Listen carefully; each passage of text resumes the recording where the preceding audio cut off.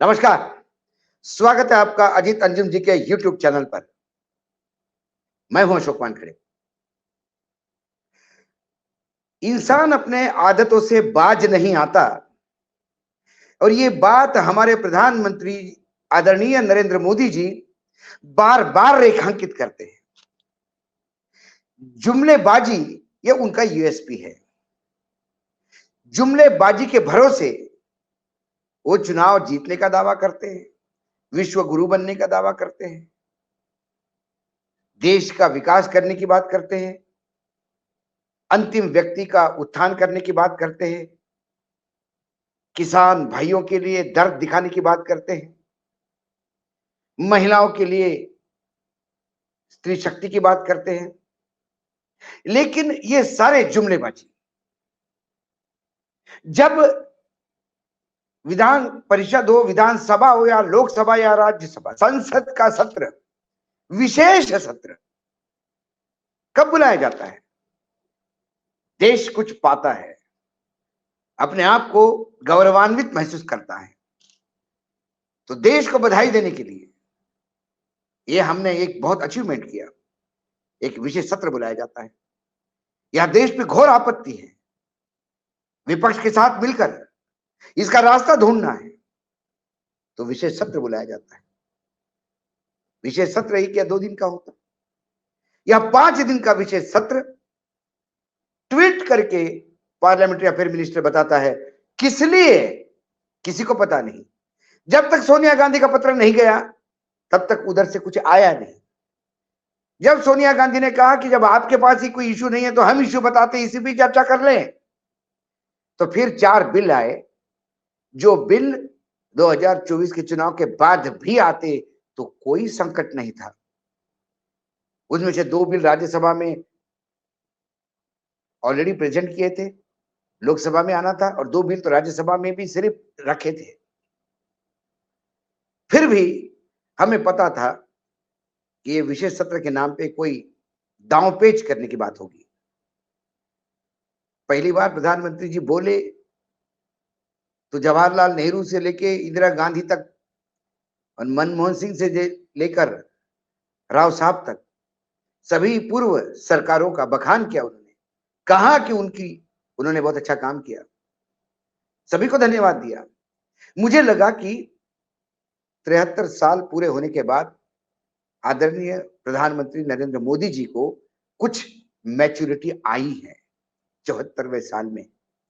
शायद उस सीट पर बैठ के उस प्रधानमंत्री की जो कुर्सी है, शायद उसने कुछ एनर्जी ट्रांसफर की है, कुछ इससे इस बात को समझ पाए हैं कि नहीं, वो अकेले नहीं। ये देश जो है, यदि अमृत महोत्सव मना रहा है 75 साल, तो 75 साल तक इस देश में अथक प्रयास लोगों ने किए हैं। अलग अलग राजनीति के विचारधारा के हो सकते हैं, लेकिन उनके प्रयासों से आज देश इस स्थिति में है। लेकिन जब आज नए सदन में गए तो कल कैबिनेट हुई। परंपरा है, कैबिनेट मीटिंग होते से ही कैबिनेट ब्रीफिंग होती है कि मीटिंग में क्या तय हुआ है। लेकिन फिर कल सन्नाटा, कोई बोलने को तैयार नहीं। एक मंत्री था बेचारा, उसने ट्वीट किया, शायद उसको डांट पड़ी, ट्वीट वापस हो गया, डिलीट कर दिया गया। क्या ऐसा बड़ा करने जा रहे थे प्रधानमंत्री जी? तो प्रधानमंत्री जी ने महिला आरक्षण बिल लाए।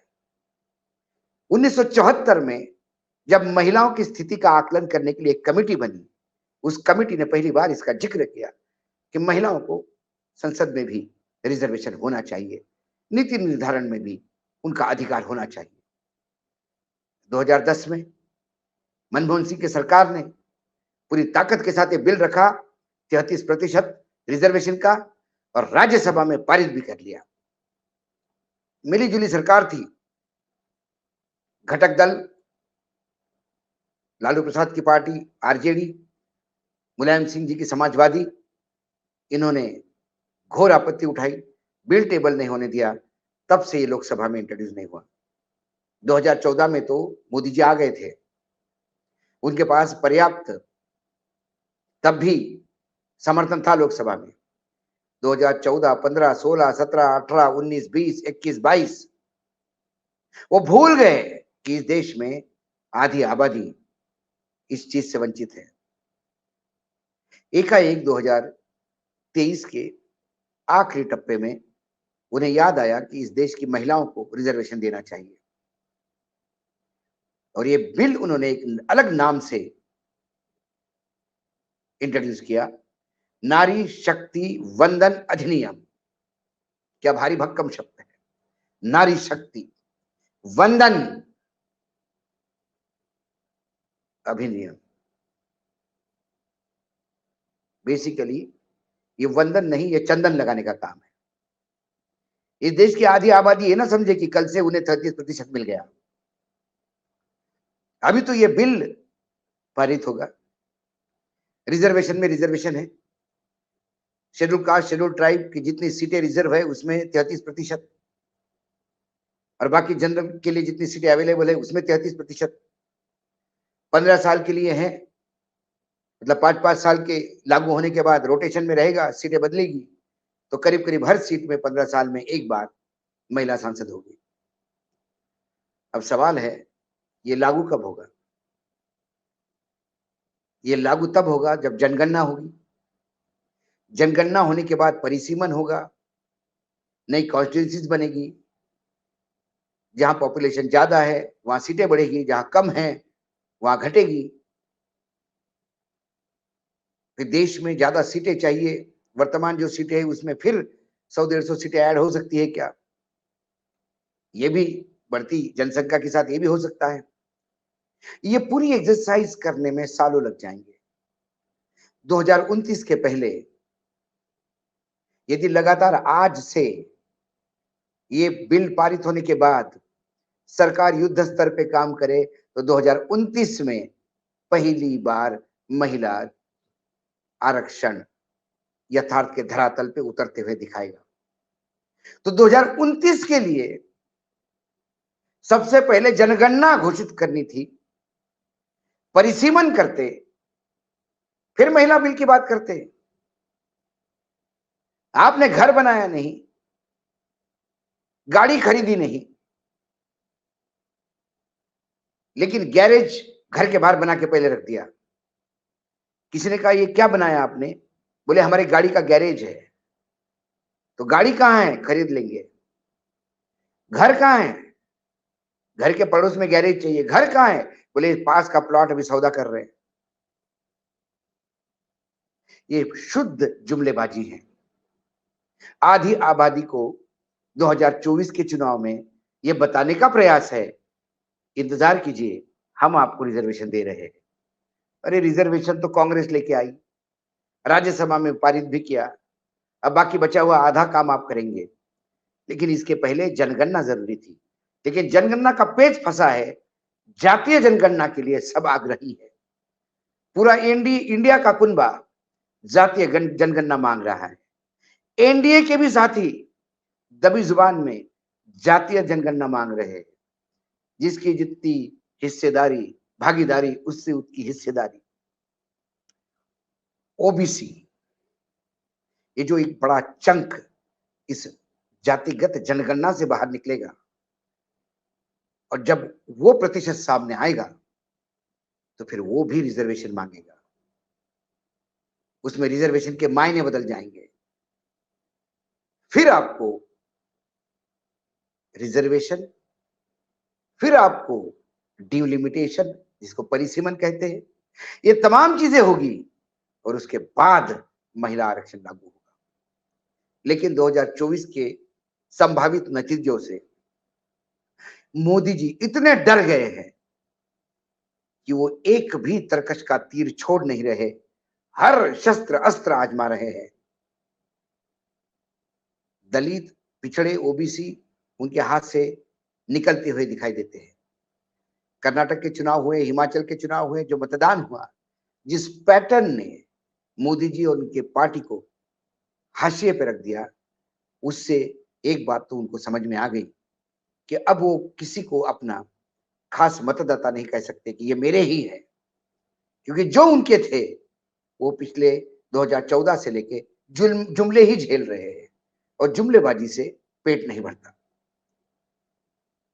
इस जुमलेबाजी से त्रस्त होके जब उनका कोर वोटर उनसे दूर होने लगा है, बजरंग दली का नाम लेने के बाद भी वो भी नहीं चला, ऐसे में फिर ये आधी आबादी याद आई। वैसे हमारे देश में सबसे पहले ओडिशा एक राज्य है जहां महिलाओं का वोटिंग पैटर्न एक अलग से दिखाई दिया, और आज से नहीं कई सालों से वहां बीजू जनता दल महिलाओं के लिए विशेष प्रोग्राम चलाती है, नीतियां बनाती है, योजनाएं लाती है, जिसका फायदा उन्हें मिला है। उन्हें देखा देख नीतीश कुमार जी ने साइकिल बांटना शुरू कर दिया, वो आधी आबादी को अपील कर गया। बंगाल में तो इतना घमासान हुआ, प्रधानमंत्री, पैसे, मसल पावर, सब पूरी ताकत झोंक दी, ईडी, सीबीआई ये तो चलती है साथ में। इसके बावजूद ममता दीदी के साथ आधी आबादी खड़ी हो गई और ममता दीदी ने एक इतिहास रचा। हर जगह हलाल हो, झटका हो, शमशान हो, कब्रिस्तान हो, कोई भी इशू उठाइए, आधी आबादी हमेशा इस बात का ध्यान रखती है कि उसके थाली में क्या सच क्या आता है। यदि उसके थाली से दालें गायब हो गई, उसके थाली से यदि सब्जियां गायब हो गई, उसके थाली से तेल गायब हो गया, उसके थाली में सिर्फ रोटी, चावल भी महंगा हो गया, ऐसे में ये जो डायरेक्ट हिट होता है वो आधी आबादी होती है, क्योंकि वो अपना पेट काट के अपने परिवार को खाना खिलाती है, वो सैक्रिफाइस करती है, और उस सैक्रिफाइस की जो बद्दुआएं हैं वो सीधा उस ईवीएम मशीन से निकलती है और आप हाशिए पे हो जाते हो। गैस सिलेंडर आपने बहुत एहसान किया, 10 करोड़ गैस सिलेंडर बांटे ताकि महिलाओं की आंखें, फेफड़े ठीक हो जाए, लेकिन गैस सिलेंडर तो दे दिए, उसकी कीमत 700 रुपए कर दी। अरे जिसकी कमाई 2250 रुपए महीने की होगी, तो 700 रुपए कहां से देगा? शायद प्रधानमंत्री जी उस बात को और उस समय को भूल गए जब वो कहते थे कि तथाकथित रूप से वो चाय बेचते थे। ये बात अलग है कि वो डिबेटेबल सवाल है कि जब उनकी उम्र थी चाय बेचने की, तब वहां रेलवे स्टेशन ही नहीं था, लेकिन हम उसमें नहीं जाते। ऐसे देखा जाए तो प्रधानमंत्री जी के ऊपर एक बहुत बड़ा 10 घंटे का प्रोग्राम करना पड़ेगा कि वो क्या बोलते और क्या वास्तविकता में था। लेकिन कम से कम जुमलेबाजी से इस आधी आबादी को तो परेशान मत करिए। वो भोली नहीं है, वो स्नेह रखती है, वो प्यार करती है, क्योंकि स्नेह ही उसका बेस है। ये आधी आबादी वो है जो आपकी बहन है, जो आपकी माँ है, जो आपकी बेटी है, जो आपकी पत्नी है। और ये जो स्त्री शक्ति है, स्त्री शक्ति के साथ स्त्री की करुणा भी आती है। यदि वो करुणा है तो उसके शक्ति को कब मत आजमाइएगा। स्त्री शक्ति ने कर्नाटक और हिमाचल में आपको जगह बता दी। आने वाले 5 राज्यों में आपको डर यही है, क्योंकि महंगाई जो 100 दिन में कम करनी थी वो भी जुमला हो गया। और ऐसे कई जुमले ये देश झेल रहा है। और ये जो महिला आरक्षण बिल है, जो विशेष सत्र में मास्टर स्ट्रोक करके लाया, वो ऐसा स्ट्रोक साबित होगा कि उस स्ट्रोक से ये पार्टी कम से कम आने वाले 5 राज्यों में आपको शीशी पे जाती हुई दिखाई देगी, क्योंकि आधी आबादी ये बात जान चुकी है कि आज आप जो कह रहे हैं वो हमको 2029 में मिलेगा। तो आज हमें जो चाहिए उसकी व्यवस्था कीजिएगा। महंगाई कम करिए, सिलेंडर की कीमतें कम करिए, बेटे को रोजगार दीजिए, गांव में रोड दीजिए, हेल्थ सेवाएं दीजिए। योजनाएं बहुत है, पहुंची कहां है गांव तक? इसीलिए प्रधानमंत्री जी और उनके लोग एम्बुलेंस में जाते हैं, और मेरी गांव की बहनें एम्बुलेंस में जाती है। 2 बांबू के बीच में कपड़ा बांध के पेशेंट को डाल के 2 लोग दौड़ते हुए किलोमीटर किलोमीटर हॉस्पिटल जाते हैं। इसलिए ये विशेष सत्र में जो ये प्रयास उन्होंने किया जुमलेबाजी का, वो अब लोगों के सामने आया है। आज इतना ही, फिर आता हूं कल किसी विषय के साथ। तब तक के लिए नमस्कार। देखते रहिएगा अजीत अंजुम जी का यूट्यूब चैनल।